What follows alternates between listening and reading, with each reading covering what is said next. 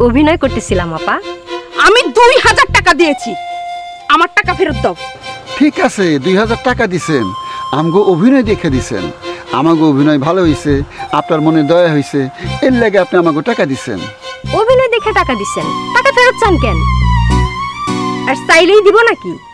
আমি এক্ষুনি থানায় ফোন দেব। ফোন বার করলে টান দিয়ে আপনার ফোন নিয়ে নেব। তুই গালে কইসা থাপ্পড় দিব। যা বেটি ভাগ ভাগ। তুই অভিনয় করস না? তোর স্বামী অভিনয় করে না? সাইজা গুজা বেড়াইতাছস, দেখাইতাছস খুব সুখী, ঘোড়া রান্দা। তোর স্বামী যে 3টা বান্ধবী নিয়ে ঘুরে আর তোর সামনে সাধু সাজে, ওইটা ঠেকা। 2000 টাকা দিয়ে আমার পেট কিনা নিছে।